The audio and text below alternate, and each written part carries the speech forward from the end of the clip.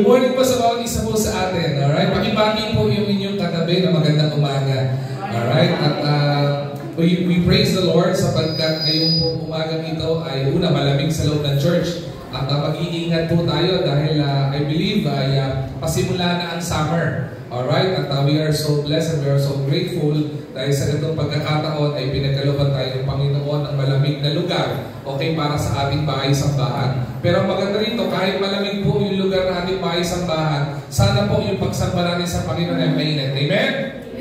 Alright, sige po. Again, magandang umaga po sa bawat isa po sa atin. At ngayon pong umagang ito, ay nandun pa rin po tayo sa ating pong message series na binuksan po natin last week. Ito po ay pinamagatan po nating multipliers, okay? The principle of being a multiplier. And we are called by the Lord to become multipliers of faith sa magitan ng pagbabahagi ng salita ng Diyos and at the same time sharing the gospel of Jesus Christ and discipling people to grow in our faith sa Panginoon. At ngayong umaga pong ito, we are on our second leg ng ating pong pag-aaral ng message series na ito. Kung last week, ano po yung pinag-usapan natin last Sunday? Nung pinaka-intro message na to? Sa nakakaalala. Yan. Pero po ba? Yan. Para may problema tayo, wala nakakaalala. Alright? Again, ang ating pong pinag-usapan last Sunday, the multiplier mindset. Okay, yung po pinag-usapan natin. And again, sabi ko nga po, we are sa panganando po rin sa pangalawang topic na pag-uusapan natin. And I hope and I pray everybody's excited sa pag-aaral sa salita ng Diyos. And everybody's excited to become multipliers of the kingdom of Jesus Christ dito po sa lupa. Are we ready? Amen? Alright, sige po. Ayun po, ang babahaging po message po sa inyo ay pinamagatan po natin, multipliers, mission-minded. Okay, so if you have your Bibles with you, I would like you to open your Bibles with me in the book of Matthew. Okay, Matthew chapter 28 from verse 19 to verse 20. Okay, Matthew 28, 19 to 20. Pwede ko ba tayong tumayong lahat bilang pagbibigay galang po sa pagbasa ng salita po ng Diyos. Alright? Nandiyan po sa ating po mga screen yan. Okay lang po bang hilingan ko po kayo na sabay-sabay po natin basahin tayo. Amen? Alright. Matthew 28, 19 to 20. Okay. Ito pong sinabi. Basahin po sabay-sabay. Ready? Begin.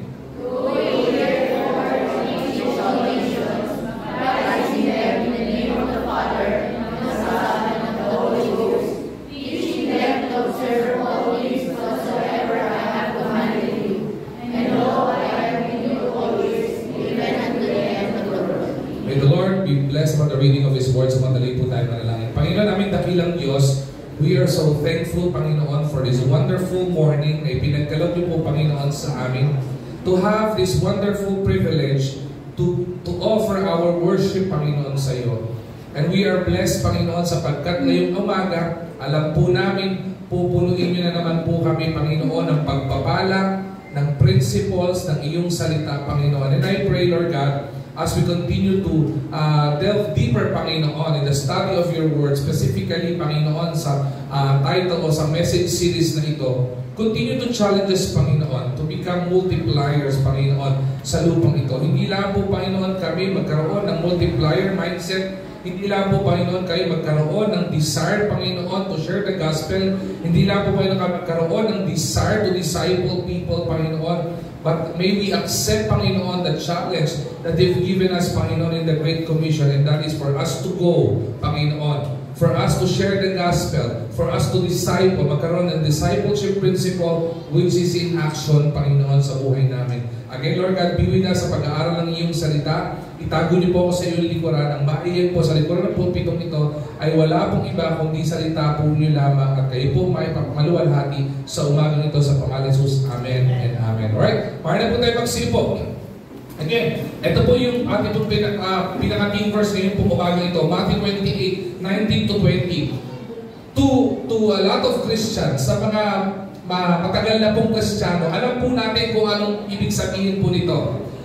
Matthew 28, 19 to 20 is known to be in the Bible as the Great Commission. Okay? Ito po ay pribilehiyo na ibinigay sa atin. We Christians are commissioned by the Lord to do a specific duty and to do a specific task on earth while we are living.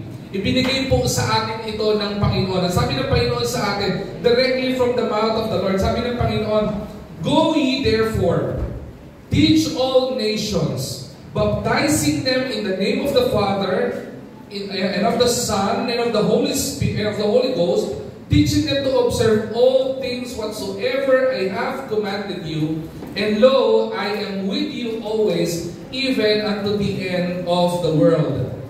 Ito pong bagay po na ito ay ipinagkaloob po sa atin ng Panginoon. Hindi po ito pinagkaloob ng Panginoon sa mga pastor lamang. Alright? Hindi po ibinigay ng Panginoon ang Great Commission para sa mga deacon ng church alone.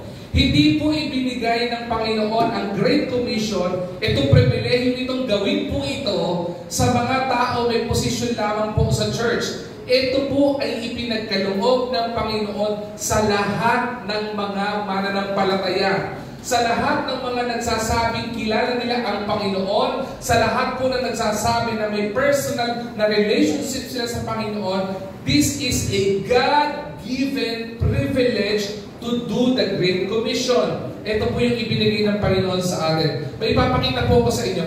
Pakipose yung next slide na ito. Alright. Kung makikita niyo po ito, do you know what these numbers are? Okay? Meron mo ba nakakaalam nito? Itong number na ito, itong land area na ito, laki ng land area na ito, no? 7,000 square meters. Siguro yan ang gusto nating church na laki, no? Siguro magkaroon church na ganyang kalaki. Pero, hindi po. Hindi po natin church yan, okay? Land area is 7,000 square meters. Population would be 2,837. Maganda siguro may church na ganyang kalaki membership, ano? Okay? 2,837 constituents. Barangay tenants, 376 tenants. Number of houses, okay, ay 600 houses. Tapos kung titignan po natin, angat natin ng konti, meron po tinatawag mga demographs po diyan, okay? Children age from 0 to 5 years old, ang male ay 97, ang female ay 104. So ang total ng age level ito is 201. And look at the numbers. Napakadami po ng number po na yan. In total po nito ay 2,837 people ito. Ano po itong number na ito? Sa mga sumusunod po sa ating social media account, I'm pretty sure you know this. Kasi I posted this last Saturday, kahapon ng hapon. Ito po ay demography ng ating pong barangay. Okay? Anong barangay number natin? 869. Okay. Ang church po na ito is located in this barangay, specifically in Metro Manila, Pedro Hill Street, Barangay 869. Okay? At kung titingnan po natin yan, maliwanag po ang numero pong ito. This is the actual population or this is the actual demograph of the barangay kung saan tayo located. Hindi pa po natin tinitingnan yung mga katabi nating barangay. Hindi pa po natin tinitingnan yung mga katabi nating municipality. Pastor, bakit sinasabi mo itong mga number na ito? Bakit po pinapakita niyo po sa amin itong mga number na ito? Because the Bible is clear. Ang sabi ng Bible, sinabi ko po itong number na ito o yung verse na ito last Sunday. The laborers are few, okay? But the harvest is plenty. Okay? Sabi po ng Bible, napakalawak ng po pwede nating anihin. Pero kakaunti lamang po ang merong willingness, ang merong eagerness to share the gospel of Christ sa mga taong ito. And if you would notice, Christians, we are to be encouraged sa numerong ito. And hindi lamang po tayo ma-encourage, we are to be burdened pagdating po sa mga numerong ito. Bakit? The Church of IBC Manila is existing for more than 15 years. Hindi po sa lugar na ito. We started the ministry po nito sa kabila pa po, sa tapat ng OB Montessori. Pero dito po sa lugar na ito, tayo po ay may kung di ako nagkakamali, pang 7th month pa lamang po natin itong buwan na ito. And kung titingnan natin, ilan po dito ang nanggagaling o ilan po sa membership o umaakit sa church na ito is from Barangay 869. If I would be asking you, mahalabang ilan lang po dito. Malamang 2, 3, or 4 lamang po ang naandito. And to tell you honestly, sabi ng Bible, tayong mga mananampalataya, we are to be a light of the world. Ibig sabihin tayo ay para maging ilaw noong pong kalalagayan o kung saan tayo inilagay ng Panginoon. Ibig sabihin, as the light of God shines on us, okay, tayong mga mananampalataya, dapat po ito ay mag-reflect sa atin. At dapat po tayo ay magkaroon ng pagkakakilanlan. Kahapon po, alright, share ko lamang po ito. Kahapon, I asked Pastor BJ, who is the growth and development pastor of this church, slash associate pastor of our church. Sabi ko, Pastor BJ, create 2 to 3 teams. May gusto tayong subukan. Pakiikutan yung barangay natin. Okay? And I'm so thankful and grateful kay Pastor BJ because nagkaroon siya ng sarili po niya volition para sabihin sa barangay, pwede mo ba humingi ng demographs ng barangay namin? Kung sino-sino po ang, kung gano'ng karaming populasyon ng barangay namin. So ginawa ko po pumunta kayo sa labas, mag-share kayo ng gospel, magbigay kayo ng tracts, okay? And let's try. Para magkaroon tayo initial talks with them, paki-create a survey, a small survey. Isang tanong lang. Pwede nyo tanong mo lang sa kanila kung kilala nila ang International Bible Church of Manila. Okay? Nung pinapagawa ko po yun kina Pastor BJ, kina Pastor Christian, and the workers of church, I am really scared.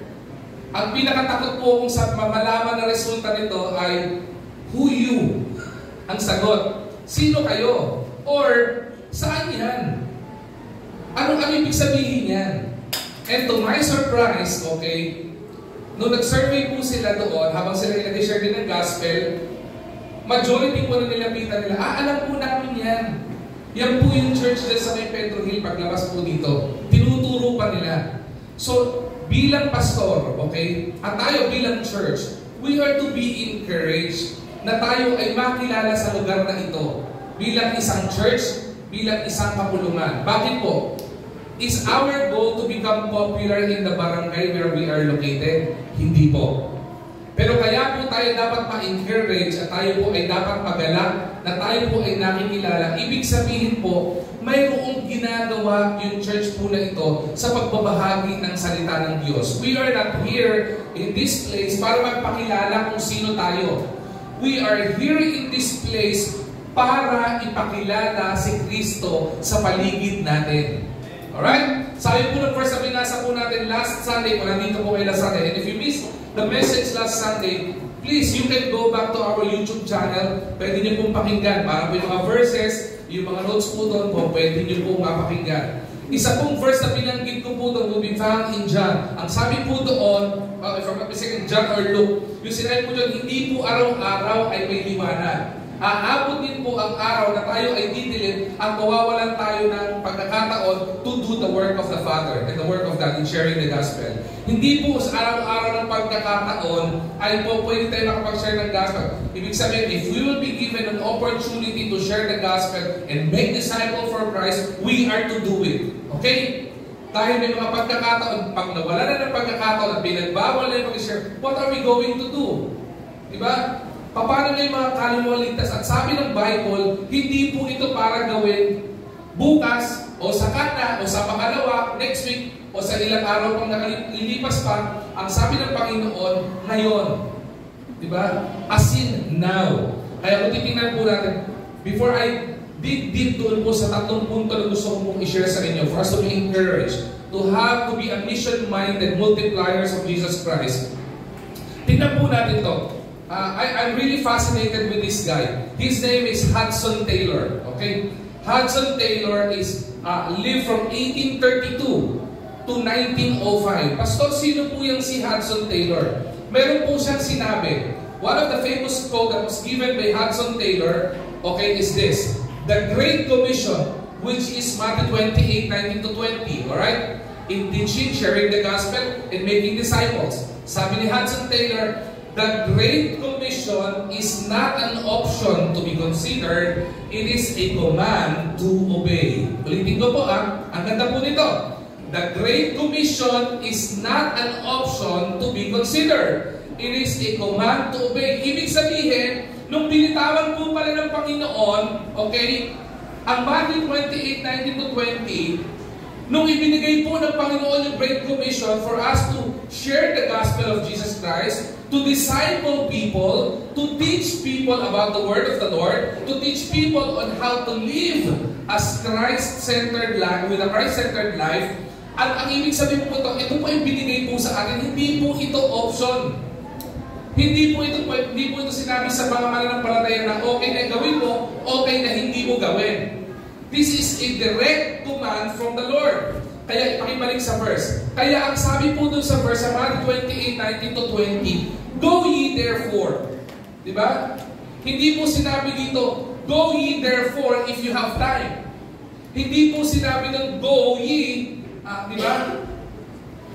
As a secondary option, hindi po sinabing ganon. It was a direct command from the Lord for us Christians to go out of the world at i-share ang gospel. Maliwanag po ito. Specific na specific. Hindi kailangan na matinding explanasyon.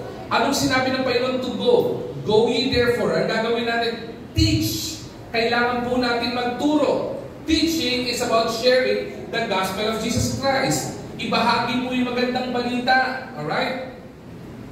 Ngayong panahon na to, napakadami pong balita. Buksan niyo po ang Facebook account niyo. Makikita niyo yung feed. Alam niyo na kung anong balita. Ang dami mga balitang po pwede natin basahin at binabasa natin. To the point of, kapag kayo mga balitang yan nabasa mo, kahit na alam mo nabasa rin ng kapitbahay mo, ikinukwento mo. Hindi po ba? Kahit na hindi magandang balita, inatanggap mong balita, ikukwento mo. Ang pinakamaganda dito, kapag maganda yung balita, dapat ikinukwento. The gospel of Jesus Christ is a good news. And it is supposed to be propagated. Dapat isineshare po yan. And we are to baptize people in the name of the Father, and of the Son, and of the Holy Ghost, teaching them to observe all things whatsoever I have commanded you. Ito po ay discipleship. Ano bang itinuro sa atin, ituro din po natin sa iba. Let us mentor, let us coach them to become faithful Christians and faithful followers of Jesus Christ. Yan po yung tinutukoy dito. And kung babalik po tayo kay Hudson Taylor, kaya ko po sabi, tuwa po ako dito, Hudson Taylor became famous dahil po sa kanya pong duty o kanya pong ginawa or contribution in the Christian community, specifically in sharing the gospel of Jesus Christ. At lalo tingin, listen to this carefully, hindi lang sa pag-share ng gospel, okay, kundi sa pagdi-disciple. Because what I do believe, sharing the gospel is inseparable to discipleship. Hindi mo po pwedeng paghiwalayin yan. Okay?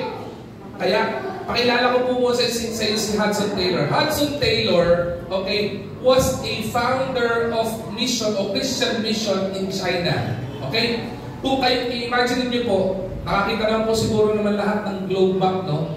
Sa mapa, meron po tinatawag po diyan na 1040 window. Ano po yung 1040 window? It is a longitude-latitude. At pag tingnan niyo yung longitude at latitude ng 1040 window, ang makikita niyo po diyan ay mga countries from East Asia going to European country. Dadaanan po niyan ang China, Russia, India, okay, Arab nations, European country. Nandun po ang 1040 window. 1040 window is significant to Christians. Bakit po?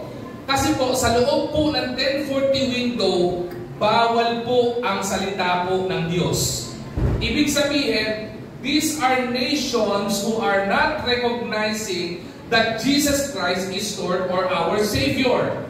Hindi po sila naniniwala na mayroong Jesus.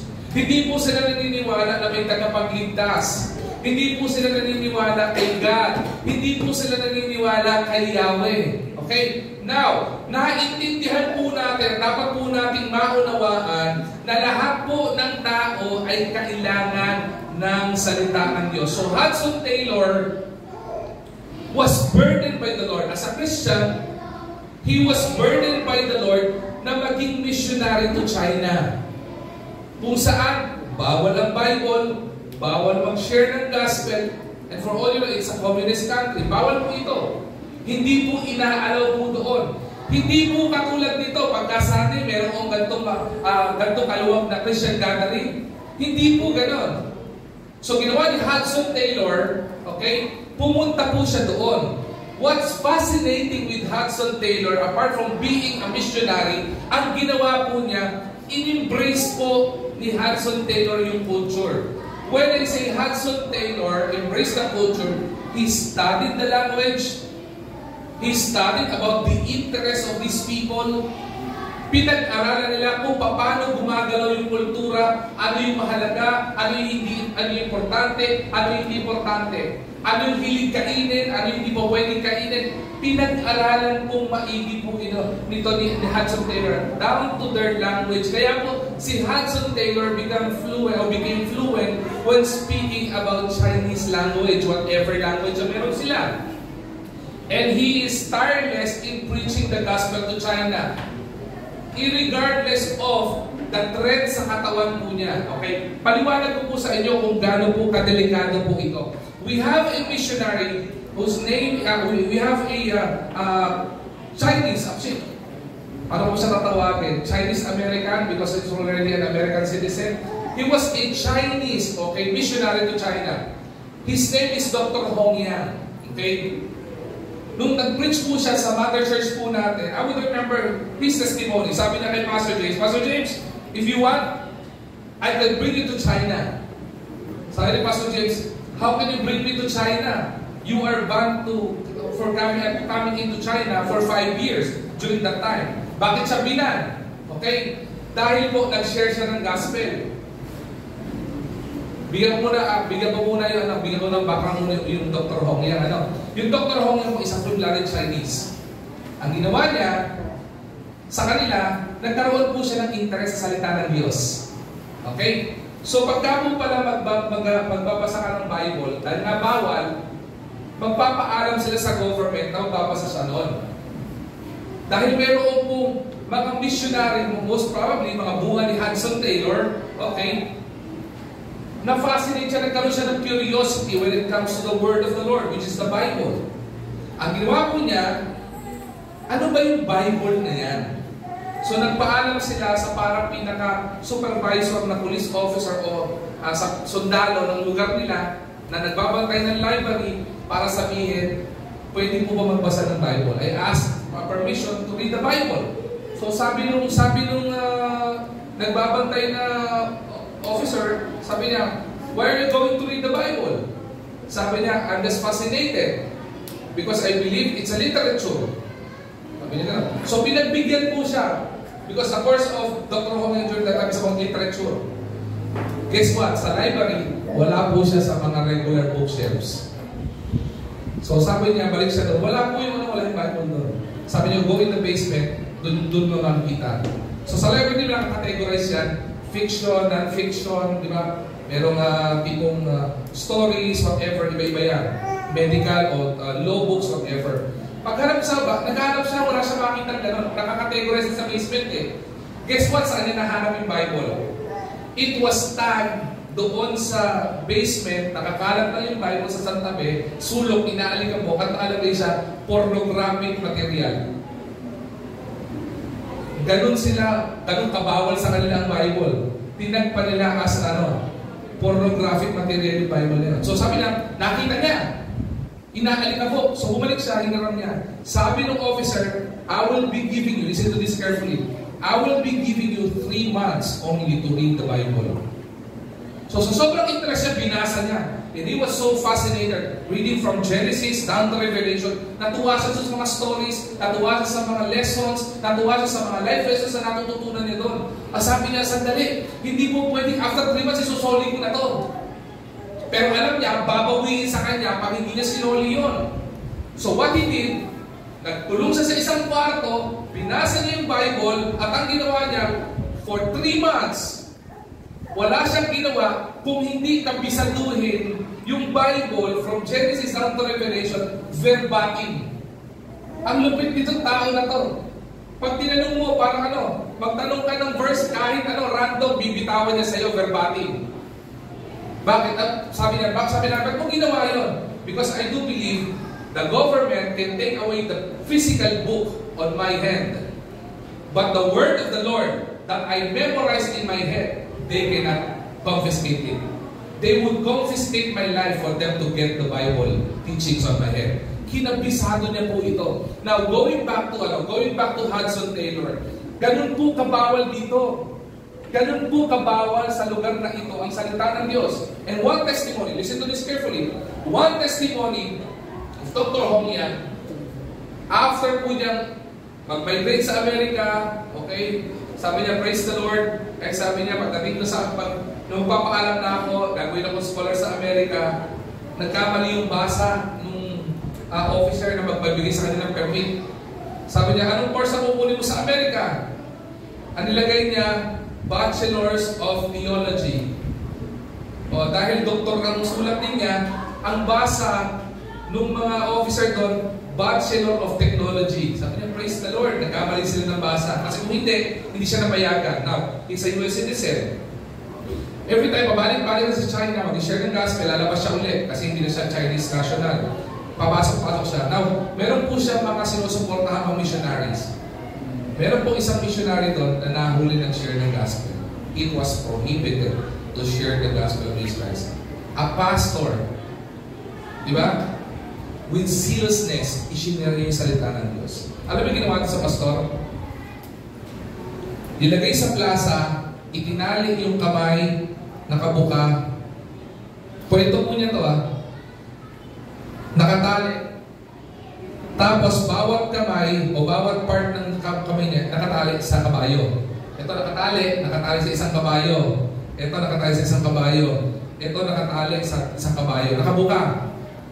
Nung binigyan ng go signal nung judge yung bibigyan ng parusa, sabay-sabay nilang hinagupit yung kabayo.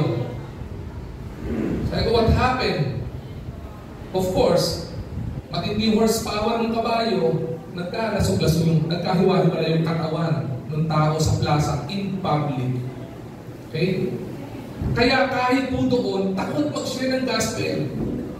Yung po yung sasabi ng Bible.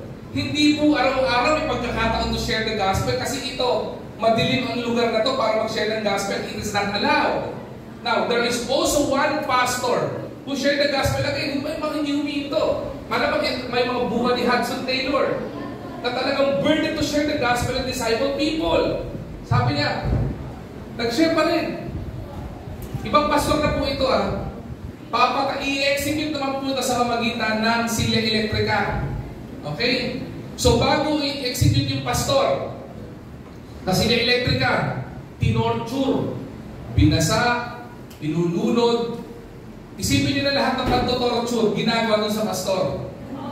Tapos, habang nasa silya elektrika na yung pastor, may tagapagbaba nung circuit breaker. Sabi nung missionary, ganun pala doon pagka mayroong ganun, may magbababa. Dalawa pala yun. May isang tagababa, and if something happens, meron pang isa na po pwede mag-substitute.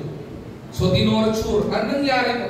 Isipin maigit ito Habang po yung pastor ay nakaupo doon, tinotorture at papatay, pinapasurrender yung kanyang faith sa Panginoon, hindi po siya nag-surrender. The pastor sing worship songs unto the Lord. And while the pastor is singing worship song unto the Lord, the pastor prays. Nanalangin. Tapos sabi nung mga hukom, what are you doing? Parang nag-chant ka ng spell. Sabi nung mga magbibigay ng hatol. And the pastor continue and praying. Tapos nagkaroon ng go signal, nakalisip ng tawag yung verdugo na mababa ng circuit breaker. Sabi niya, sige, go ahead, it's a green. Ibig sabihin, baba ng breaker, silya elektrika. Guess what happened? Ang nangyari, pagbaba ng circuit breaker, nag-short yung circuit breaker dahil ang nangyari, basa yung floor, tinotorcho, nilulunod nga. So ang nangyari, imbis na ma-electrocute yung pastor na nag-share ng gospel, ang na-electrocute yung verdugo. So sabi nung isa, nagbabantay na pinaka-judge, o ikaw yung substitute, ikaw gumawa. Nagpe-pray yung pastor, sabi nung isang nagbabantay sa secretary, ayoko. Kasi namatay yung isa Baka nagkakast siya ng spell. What am I trying to say? Ganun po kabawat ang salita po ng Diyos sa lugar na ito. And Hudson Taylor was burdened enough to share the gospel.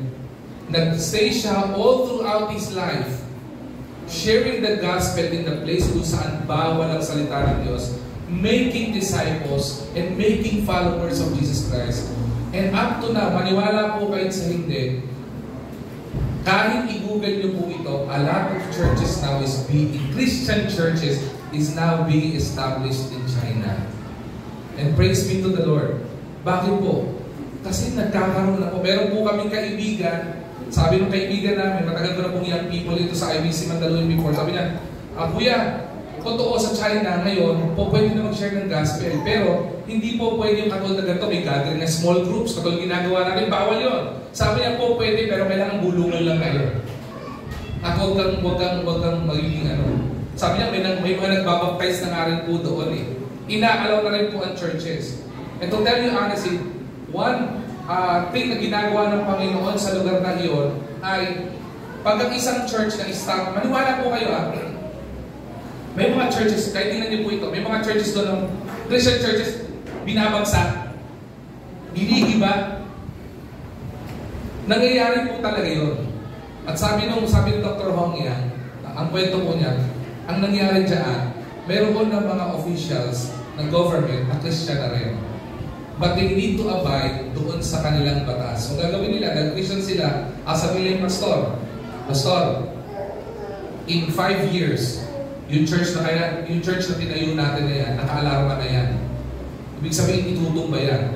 So what the pastor would be doing, habang nag-service dito, whatever funds na gagather nila, bibili sila ng panibagong lote away from the church, magbibuild na sila ng bago.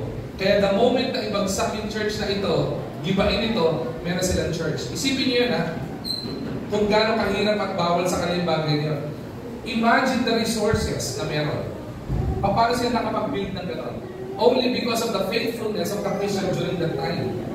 Hindi po ito yung mga iba nag-rent, madali lang eh. Pero iba nagtatayo talaga ng mga physical churches at malalaking churches. Now, kung titingnan po natin dito, the challenge po kayo, maging mission-minded po tayo is this. The question is that, are we simply believers or are we multipliers of faith? There is a difference between believers of Jesus Christ and multipliers of faith. Sino po dito mananampalataya? Taas po kamay. Yung one time sa buhay mo, tinanggap mo pa yung bilang sarili mong tagapagligtas. Pakitas po ang kamay. Yan. Lahat po tayo, ang tawag po sa atin are believers. Okay? We are all believers of Jesus Christ. But the Lord Jesus Christ doesn't call us to become believers alone. Kaya po ibinigay ng Panginoon ang Matthew 28:19-20. Because the plan of the Lord sa bawat isa po sa atin is to become multipliers. Now, question natin, bago bitawan po yung tatlong point na ibibahagi ko po ngayon. Ano po tayo ngayon? Are we just believers or are we multipliers? If you are sharing the gospel, you are a multiplier. If you are discipling people, you are a multiplier. Now, Pastor, believer pa lang ako ngayon, but I want to be a multiplier.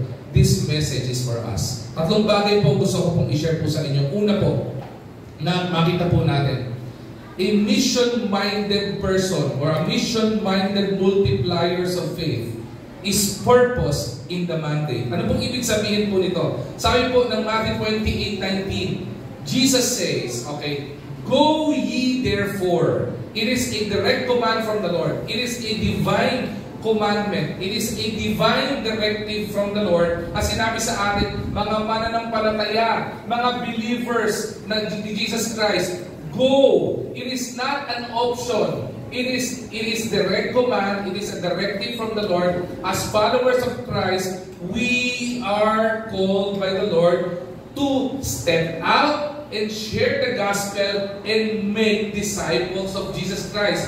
We are to be outside of our comfort zone. Kasi madali po yung nakaupo tayo eh. Masarap po yung nakikinig na salita ng Diyos. Sino po excited makinig na salita ng Diyos? Amen? Lahat po tayo because we are fed. We learn a lot. Marami tayong natututunan. Pero yung ay nagiging comfort zone na lang po natin. Marami po.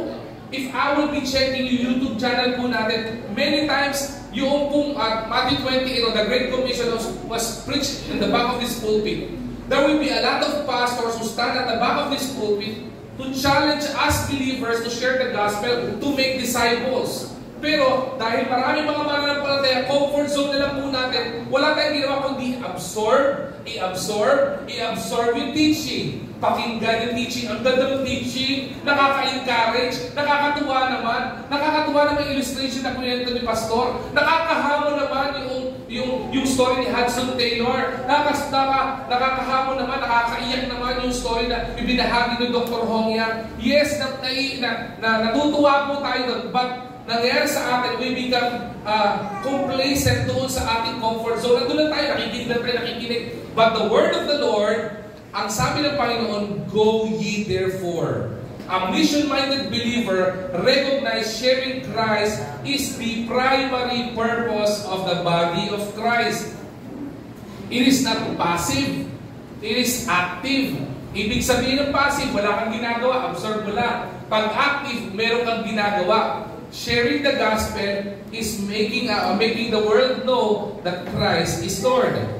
Hindi po pwede sa'yo mo, nagdi-disciple ako, sige mag-disciple ako. Dapat ang ginagawa po natin, discipleship in action. Ginagawa po natin yan. Tatlong bagay po na makita po natin. Pag sinabi pong purpose in the mandate, ang ibig sabihin po tayo, naka-align po tayo dun sa disenyo ng Panginoon sa atin. Ibig sabihin, we adhere doon sa gusto ng Panginoon na dapat ginagampanan po natin. Alright? Anong ibig sabihin po nito? Tatlong bagay. Command. It is a command to obey.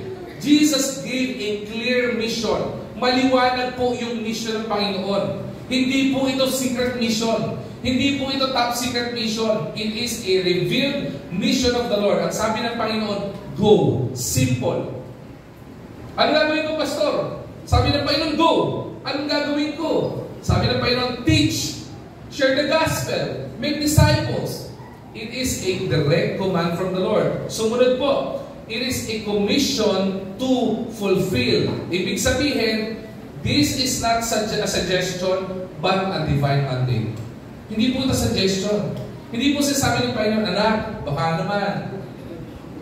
Diba? Hindi po sinasabi ng Panginoon, anak, alam mo, dapat ito ang, diba? Sana magkaroon ka ng panahon para gawin mo ito. Hindi po ganun. It is a commission to fulfill. Diba? Tandaan niyo po, ang government natin, bago po yung tawagin mga Department of Justice, Department of Education, ang tawag po diyan in the old days ay commission. Diba? May mga naiwan pa nga pong department sa government na commission pa rin eh. Bigyan ko na halimbawa, Commission on Higher Education.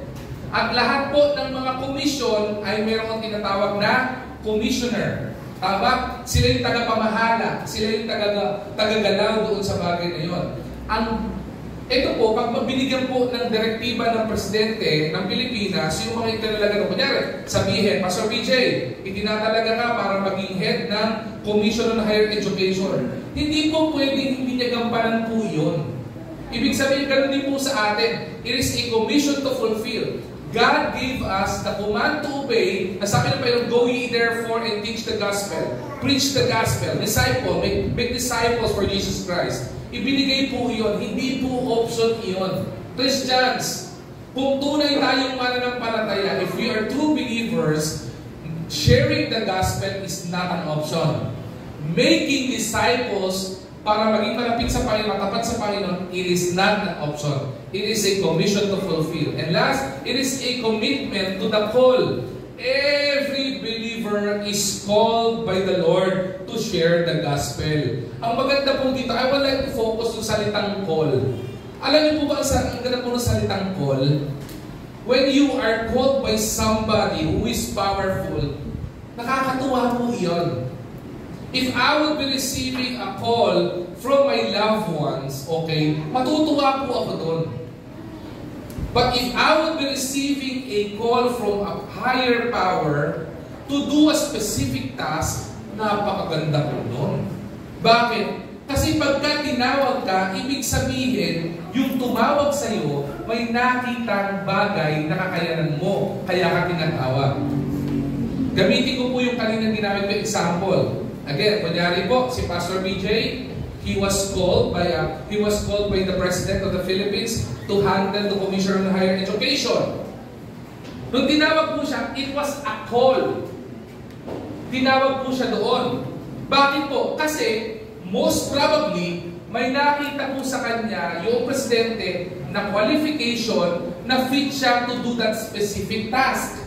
Okay? Ganun din po yun. Isipin niyo po ito. Presidente po yun. Kapag ka po ba pumatok ang presidente at tumawag ang presidente, sabihin mo sa kanya ay, sorry po, President, hindi po available ngayon. Kaya po ba natin yan? Kunyari, tawagan po kayo ngayon ng presidente. Bigay tayo halimbawa. Nasa po si Gian. Gian! Diba? Si Dave na lang, wala nasa Big Church eh. Ginagampanan ni Gian yung calling niya para maging teacher sa Big Church. Si Dave na lang. Tawagin siya ng presidente natin. Dave, okay? Kailangan ko na magiging sekretary ko sa Malacanang. Magsampo ako dyan, bakit po sulat ko? Kaya mo sabihin yun? Tanong ko sa'yo, kaya mo sabihin yun? Kami, pag tinawagan ka, bagsak po ako, hindi po marunong sumulat. Hindi, Dave, tinatawag kita. Hindi po eh. Hindi pa po ako graduate. Pag hindi ka pumunta dito, pasusundo kita sa pulis. Sasabihin mo ba, hindi po mo pwede. Di ba? Illegal po yan. State kidnapping ang tawag dyan. Yung ba sasabihin mo? You can't do that. Bakit? Because he is the most powerful man sa Pilipinas. Presidente siya eh. Now, look at this carefully. Una, pwede mo tingnan yung negatibo. Pero pangalawa, dapat mo siya tingnan positibo. Bakit? Ilan ba population, ilan ba po voting public ng Pilipinas? Isipin mo, hindi ka mag-graduate, bagsak ka sa literature. Di ba? Hindi ka naman eloquent magsalita. Bakit ikaw ang napili para maging sekretary niya? The President must have seen something in you that would make you fit for the position. Tama mo ba? Hindi ba napakalaking pribilegyo nun? Ganon din po, sa buong mundo, ilang trilyon po ang population ng buong mundo. Para ibigay po ng Panginoon yung commission sa mga iilang Kristiyano, sa mga Kristiyano po lamang. Hindi po lahat sa mundo ito Kristiyano. Hindi po lahat mananampalataya. Hindi po lahat believers in Jesus Christ. Pero ibinigay ng Panginoon yung commission sa lahat ng mga believers. It is a commitment to the call. Kaya kung titingnan po natin, sabihin po natin, wow! Di ba? Actually, sa mga mananampalataya Kristiyano, yung ginawa ni Dave kanina, it is an example of how we respond to the call of God. Sometimes, God is calling us, and most of the times, God is calling us, anak, teach, share the gospel. Sabi mo, Lord, hindi naman ako marunong. Hindi naman po ako magaling magsalita tulad ng pastor. Diba? Ano po ako? Utal po ako magsalita. Diba? Isipin mo yun, hindi mo malaking pribilehiyo yun. Hindi ka na magaling magsalita. Utal kang magsalita. Wala kang masyadong kaalaman. Wala kang masyadong pinag-aralan. Pero ba't ikaw napili ng pinakamakapangyarihang tao sa buong mundo? It is a commitment to the call. Christians, yung managtaas po ng kamay kanina, nasabi nyo para ng palataya kayo, Christian po ako, tinanggap ko po si Lord bilang sarili kong tagapagligtas sa aking buhay. You are commissioned, we are commissioned by the Lord to do a specific call. The Lord is calling. We are to be purpose in the mandate. Second po, we are to be passionate in the mission. What is that mission? Matthew 28:19. Teach all nations. Ang tinuturo po ng Panginoon dito is that being mission-minded Christian means having a genuine passion for the souls. Yung po bang meron kang pagmamahal? Paano po masusubok ang pagmamahal sa kaluluwa? Masusubok po ang pagmamahal sa kaluluwa pagka po yung tao na mamahalin mo hindi ka mahal-mahal. Sino po makasalanan dito? Katulad ko. Lahat po tayo, di ba? Maniwala po kayo sa hindi, pumunta kayo sa bahay po namin, makakita niyo po ako ng umagang-umaga, hindi niyo po magugustuhan yung Dennis na nakatayo dito. Marami pong mga pagkakataon, if you would see my personality, marami kayo hindi magugustuhan sa akin. Di ba? Lalo po nung hindi pa ako mananampalataya. Nung hindi pa po ako mananampalataya, if I would be sharing with you my testimony, naging member ako ng fraternity, ang hiling kong makipag-away, na hindi alam ng mga magulang ko. Di ba? Nakakagana ako, nagkakating classes ako, nung college ako, na hindi alam ng magulang ko, at least alam na nila ngayon. At least binago na ako ni Lord. Di ba? Hindi po ako kamahal-mahal. Hindi ba? Kahit po itsura ko, hindi rin mga kamahal-mahal eh. Pero the good thing is that kahit po yung hindi kamahal-mahal na tao nito, minahal ng Panginoon. And Christians, alam niyo bakit? Paano nangyari yun? If I would be sharing with you my testimony, I've been a Christian for all my life. Siguro bata pa lang ako kasi dinadala na ako sa church. There was a time in my life na nag-backslide po ako, tumalikod ako sa Panginoon because of a specific situation na nangyari po sa amin. Tumalikod ako sa Panginoon. And meron pong isang tao na tumutok sa akin na walang ginawa kung hindi kausapin ako every time. Sabi sa akin ng nanay ko, anak, pumunta ka sa church. Ay ko, ayoko. Nag-rebelde po talaga ako eh. Bagay ako sa church, galing ako sa mga unang-unang panahon, galing pa ako sa diskuhan. Yung mga panahon namin ni Kuya Alan, mga alam pa namin yung mga diskuhan na yan, di ba? Kuya Alan, yung mga limits disco. Pinupuntahan namin yan. Yung mga euphoria, di ba? Pinupuntahan ko po lagi. Sabado ng madaling araw, lasing na lasing po kinabukasan, didiretso ako ng church. Kasi pinipinta ko ng nanay ko eh. Pag hindi ako pumunta ng linggo sa church, wala ko alawan sa following week. Kawawa naman ako. Pupunta ako doon. May isang tao na walang ginawa sa akin, kundi kausapin ako. Pababa pa lang ako ng tricycle, sinasalubong niya na ako. Sa IBC, pag nakita niyo itong tao, ang laki nito eh. Kaya nga pangalan nito, pangalan niya, tapos ang kadugtong nun, taba eh. Alam mo, kilala nung iba yun. Diba? Tapos pagkausap niya ako, siyempre, lasing ka, di ba? May hangover ka pa. Pag nagsalita siya, yung parang pakiwari mo, alam niya hindi ka pa naliligo. Alam bakit? Pag salita siya, tumatas yung ilaway niya eh. Alam mo din, ay ko, sabi kay mama, sa susunod na imbitay mo ako sa church, magdala ka na rin ng sabon. Para pag kinausap ako nito, baldaw na lang. Walang ginawa mo talaga yung kundi tutukan ako, kausapin ako, kumustahin ako, imbitahin ako sa youth fellowship, imbitahin ako sa youth gathering, imbitahin ako sa lahat. Ay ko, walang sawa to. But I've seen in that person that genuine love for soul. Sobrang pagmamahal po nun. Binibitbit niya po sa liit ko nung time na yun. Ang laki nito eh. Pag hindi ka pumunta sa youth service, kakargahin kita. Binuhat mo talaga ako eh. Bear hug eh. Mukha ka siyang bear eh. Ang laki niya eh. Binitbit mo talaga ako. Attend ako sa youth service, tinatabihan ako eh. Ay ko, CR lang ako. Hindi kasi CR. Bakit? Nakaupo ko sa pew, sinisiksik niya ako. Hindi ka makaalis eh. Ay ko, tol, ihi na talaga ako. Ihiyang kita dito.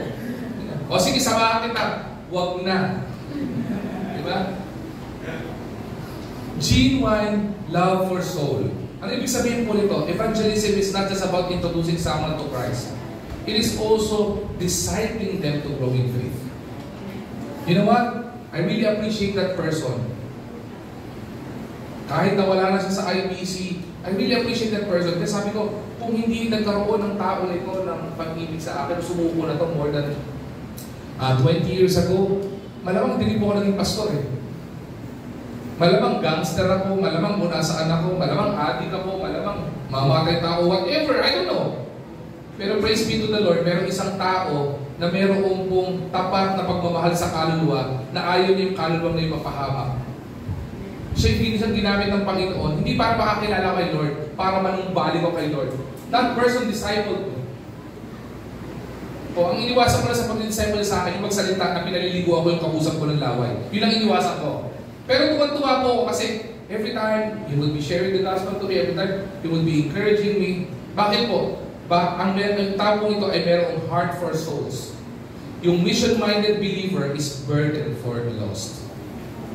Ang totoong Kristiyano na pag may pagmamahal sa kaluluwa, pag pumunta ka sa labas, mabiburden ka, kawawa naman yung nagtitinda ng mga gano'n. No?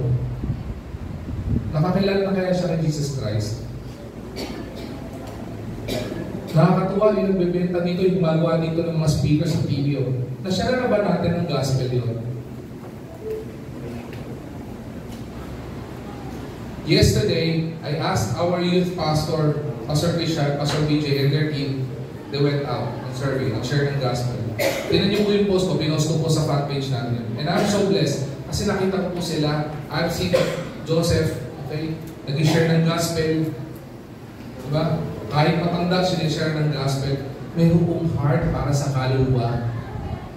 Bakit? Hindi po tayo magiging mananampalataya kung wala pong isang tao at may puso sa kaluluwa na umiibig sa atin para hindi tayo maligaw.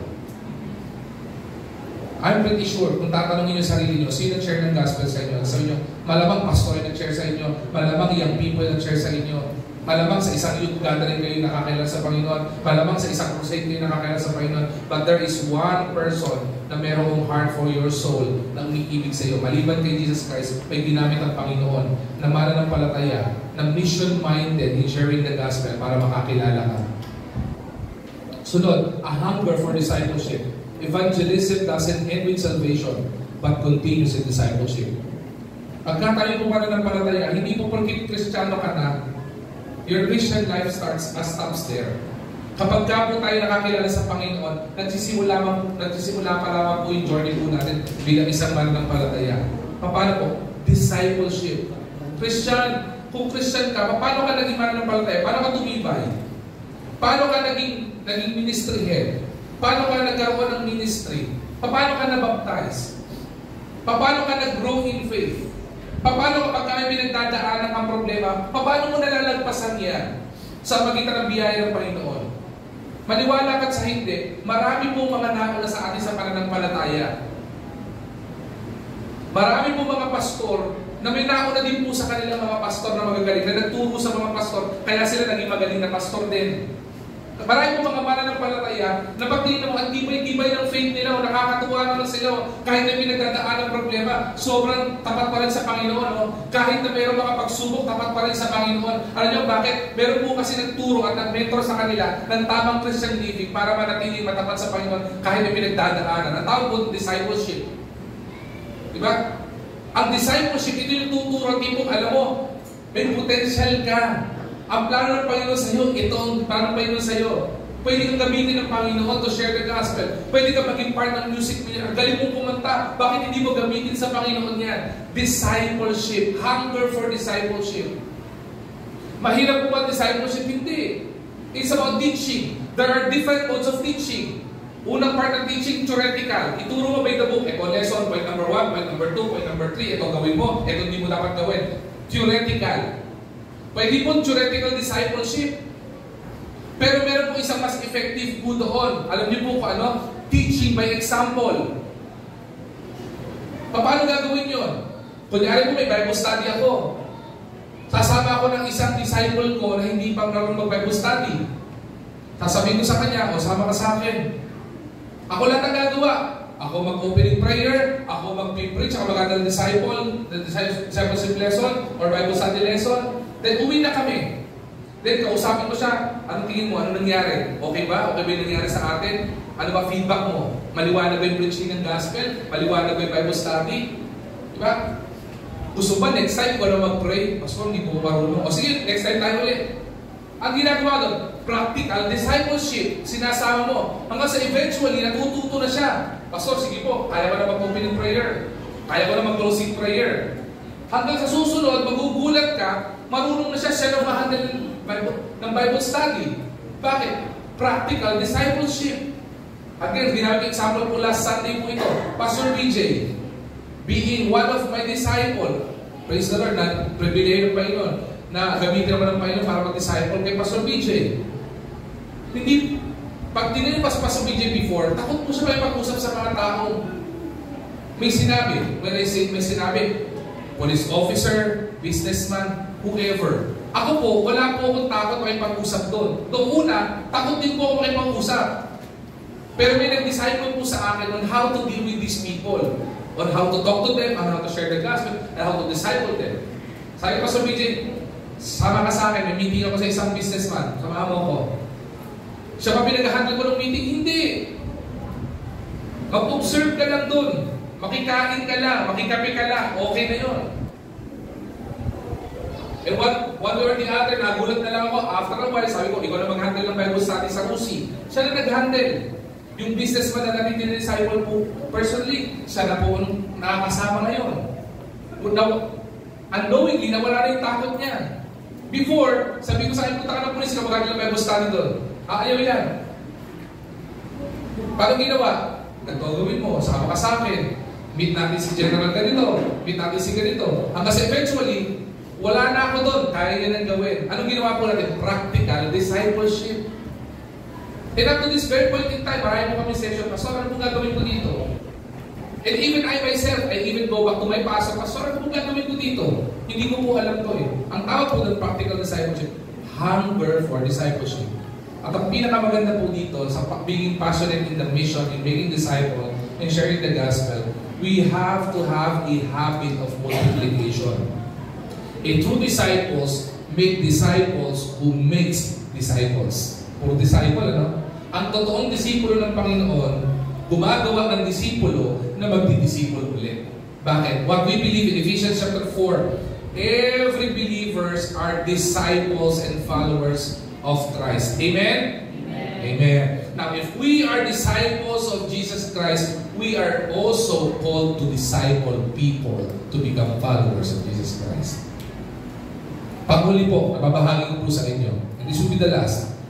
We are to be powered by His presence. Pinakamaganda eh. A mission-minded multipliers of faith is powered by His presence. Bakit po? Ano pong sabi ng Matthew 28:20? Ito yung pinakamaganda dito. Ang ganda po nitong pangako ng Panginoon dito. I am with you always, sabi ng Panginoon. Why? The Great Commission can be seen overwhelming. Ang laki eh, di ba? Nakaka-overwhelming.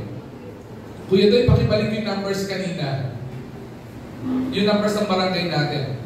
Discipleship and sharing the gospel can be overwhelming. Tignan niyo po dito. Baba anak, baba. So, taas mo anak. Yan. Isipin nyo, yung land area, 7,000 square meters. Ang population is 2,837. That's overwhelming. We can even share the gospel to these people in one day. Hindi po natin kaya. How many are we dito? 50, 60, I don't know. Paano mo gagawin yan? 50 divided by 2,837. Divide mo yung fraction po niya, makikita mo, napakadami. Ang hirap mo gawin yan in one day. It is overwhelming. Ang dami mong challenge. Common challenge, hindi ko alam. Paano mag-share? Second challenge, paano mo gagawin yan? Third challenge sa mga adults, tanda ko na. Di ba? Ang init ng panahon. Ang dami po natin magiging challenges. Discipleship and sharing the gospel can be overwhelming. But listen to this carefully. Whatever excuse we have in doing the Great Commission, in sharing the gospel of Jesus Christ, in making disciples, the great promise of the Lord is that whatever your reason is, I am with you always, even unto the end of time. Hindi ba napakaganda po nun eh? Pwede ko sabihin, mahina ako, nagkasakit ako. Pwede ko pong sabihin yun. Pero sabihin pa yun, anak, huwag kang mangamba. Just do the Great Commission. Teach, share the gospel, make disciples. Ako bahala sa'yo. Hindi po ba? Ang ganda po nun. Wala akong kaalaman.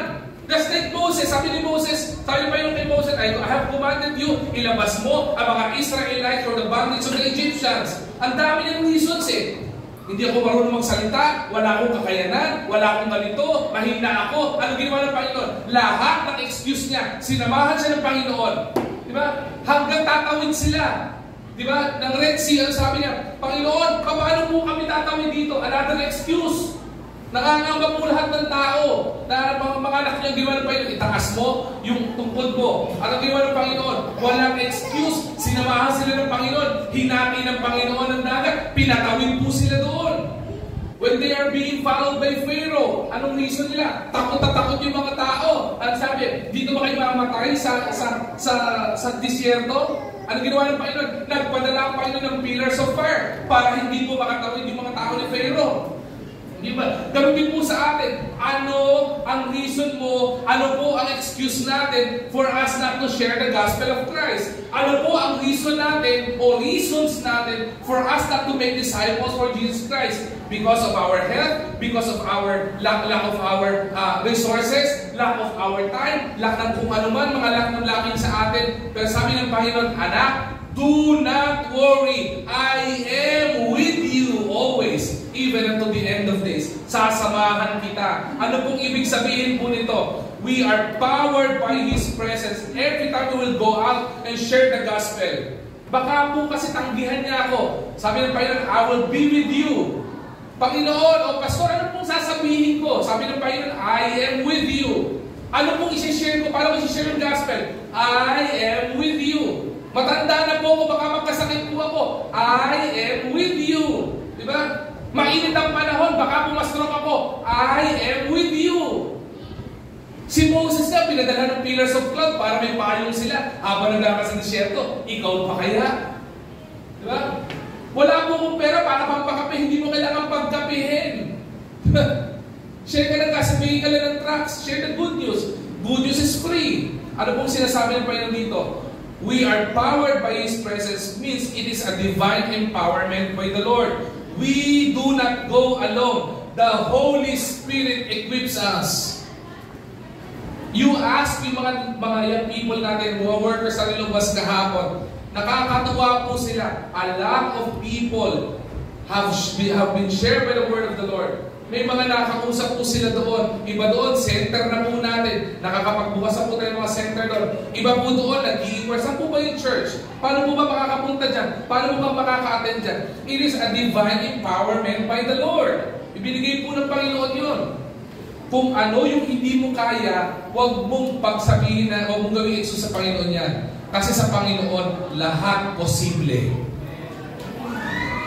Pastor, baka pag pumatok ako, nagbigay ako ng drugs, pag saraduhan ako ng pinto, huwag kang mag-alala. May singit yung pinto, isingit mo yung Bible tracts.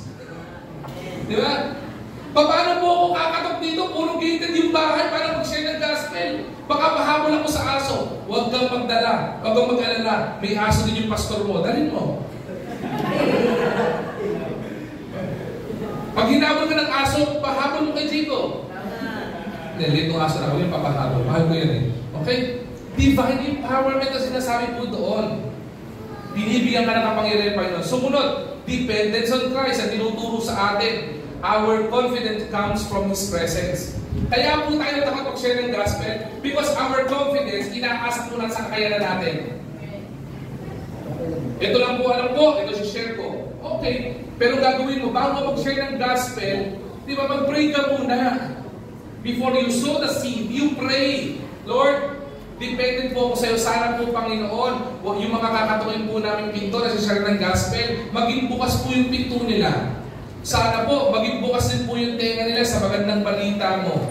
Okay? Sana po, ganito po ang bigay po sa amin. Ibig sabihin, yung confidence natin hinuhugot natin sa Panginoon. Pastor, paano tayo pupunta sa ganyan? Sabi ko, Pastor BJ, pagdating ng hapon kahapon, sasama ko, ikot tayo. Bago magsimula yung service. Pagdating po namin dito, mag-aalas 4, tayo pa sabihin, tara, sino available dyan? Nakita ko si Kuya Jello, naging ML. Ay ko, tara, total naging ML ka, samahan mo akong maglingkod kay Lord. ML din yun, di ba? Tara, ikot tayo. Ikot kami doon. Isa likod. Nakakita na mga matambay-tambay pa eh. Siyempre, kaya ko nagsama ng dalawa. Sino mga matitipuno yung mga dala ko? Si Pastor BJ, talaga ng ang tipuno ng kakatawan, di ba? Si Jello. Kung si Pastor BJ matipuno, si Jello, parang makapuno. Ang nipis eh. Ang nipis. Pero, hindi naman purpose namin doon makipag-away eh. Ang purpose namin doon, to survey the area and pray for the area. Guess what? Isa sa pinakamaraming sinabi, si Jello. Walang Pastor, maganda po yung lugar na ito. Ganito po gawin dito eh. Maganda nga yan. Ano po tinuturo po namin doon? That's practical discipleship. Hindi ko naman sinabi si Jelly na, Jelly, papagusta dito Pero dahil kasama po siya doon, siya mismo na-burden. Ano nangyari po? Kasi naintindihan niya, ang dependence niya, hindi sa pastor. Ang dependence niya, hindi sa kaalaman niya. Ang dependence niya sa Panginoon. Etong mga pinto, yung mga bakod na itong matataas, kayang pabuksan ng Panginoon ng pinto na yan. Amen? Kahit nakakandado pa yan, kayang ibukas ng Panginoon yan pagdating sa salita ng Diyos. Maging dependent tayo sa Panginoon. Last, let us be determined, o yung determination in adversity. Despite challenges, despite pressures, despite limitations, we are to press on knowing Christ is with us. Intindihin natin, just keep on keeping on. Tuloy lang. Kasi pangako ng Panginoon, walang challenge na hindi mo kayang i-overcome kasi kasama natin ang Diyos. Amen? Let me end with this. A mission-minded multiplier does not count converts, but commits to cultivating Christ-centered disciples who continue the call. Ulitin ko po A mission-minded multiplier does not count converts, but commit to cultivating Christ-centered disciples who continue the call. Ano po ibig sabihin ito? The goal of sharing the gospel, the goal of making disciple, ay hindi para dumami ang church. That is not the primary goal. That is the outcome. The primary goal of sharing the gospel and making disciples ay para po i-propagate natin yung magandang balita. Marami pong makakilala ng pag-ibig ng Diyos. Marami pong makaalam na may tagapagligtas. Marami pong makaalam na mayroong pag-asa sa mundong ito at yan ay walang iba kundi ang Panginoon. And as we make disciples, hindi po maitatatawa na magkakaroon po ng numerical growth sa church. Because it happens in the book of Acts. When the church was established, the Lord added in the church daily, araw-araw, nagdagdag na mga mananampalataya ang Panginoon sa church. Bakit po? Because the people in the book of Acts, the follower of Jesus Christ in the book of Acts, nagkaroon po sila ng tenacity, nagkaroon po sila ng apoy sa dibdib nila na hindi po kami magpapalagpas ng isang araw na hindi mag-share ng gospel. Hindi po kami hihinto para mag-disciple, mag-mentor o mag-coach ng isang Kristiyano, even our family, our friends, and our workmates, para dalhin sa Panginoon ang maging matapat na anak ng Diyos. Kaya ang nangyari, nagkaroon ng explosion ng church, nagkaroon ng numerical growth sa church. At kung papansin ninyo, rooted ang church na kahit anong church dito, in the book of Acts, nung nangyari na nakapagsalita sila ng iba't ibang lingwahe, because the Lord allowed it to happen para po lahat ng tao makarinig ng salita ng Diyos. Maging ikaw ay Espanyol, maging ikaw ay Russian, maging ikaw ay Chinese, maging ikaw ay Filipino, maging ikaw ay sabihin taga-Pangasinan ka, taga-Mindanao ka, kahit ano ba lingwahe mo, walang lusot, lahat nakakarinig at makakarinig ng salita ng Diyos. If and only if the Christians, we Christians, would accept the challenge in becoming multipliers. A mission-minded multiplier does not count converts. Hindi tayo bibili ng converts. Bakit? Kusang darating po yun. Ang dapat ginagawa natin, ikinukumit natin ang sarili natin. Ikinukumit ang sarili natin na maging committed tayo na mag-share ng gospel, mag-cultivate ng mga mananampalataya na mabuhay na mayroong Christ-centered life as disciples of Jesus Christ. Lalo tigit to make disciples. Sana po sa message na ito, imagine po natin, just the other week, meron po ako nakitang isang photo sa Zambales, sa Super for Zambales. I think nagkaroon ng wildfire. Diba? Lumaganap yung apoy. Nagsimula lang sa isang maliit na apoy. Dahil sa dry yung lupa, dry yung mga halaman, kumalat yung apoy. But imagine that on a positive sense sa Kristiyano. Imagine it na mag-ignite yung fire sa isang puso lang ng isang mananampalataya sa church na ito. And imagine natin magkaroon ng wildfire, yung umapoy, yung puso natin, na magkaroon ng eagerness sa bawat isang mananampalataya. Maaaring simulan ito ng isang pastor, maaaring simulan ito ng isang deacon, maaaring simulan ito ng isang tatay. Di ba? Na mag-mitsa ka lang o magsindi ka lang ng isang mitsa ng pag-share ng gospel, pag-disciple, and make this be a spark and a movement of faith in our church. Na tayong lahat ay maging mission-minded multiplier. Because a mission-minded multiplier does not just settle on personal salvation, but we actively seek to spread the gospel, disciple more people, and multiply for Christ. The question na iiwanan ko po sa inyo before the message ends is this: are we willing to match that ignites the fire of the gospel? Willing ka ba? Willing ka bang sindihan yan? O itatago mo na lang? Walang silbi ang posporo kapag hindi mo gagamitin. Kung gusto mong mainitan, kailangan may magsindi. Keep the flame in our hearts burning. A single match can spread a wildfire if people would accept the challenge of becoming multipliers. Tanong po natin ulit na to. Are you willing to match that or ignite that match to share the gospel? Are you willing? Para po tayo maging katulad ng Book of Acts. Sino bang share mo ng gospel tomorrow? Sino ba yung pwede mong i-disciple? O hayaan na lang natin, sige na, bukas na lang. O sila pastor na lang yan. O sila pastor BJ na lang yan. Or tayo mismong gagawa nun. We are to be multipliers of Christ. Multipliers. One of the character of a multiplier is to become a mission-minded Christian. Shall we all stand and pray? Lord God, Heavenly Father, we are so thankful and we are so grateful for the abundance blessing of your word. Thank you, Lord God, for challenging us to become multipliers. For us to understand that our mission, Panginoon, is to do the Great Commission. That our mission, Panginoon, is not to become passive, but to become active in igniting the fire of sharing the gospel, in making disciples, in leading followers of you, Panginoon.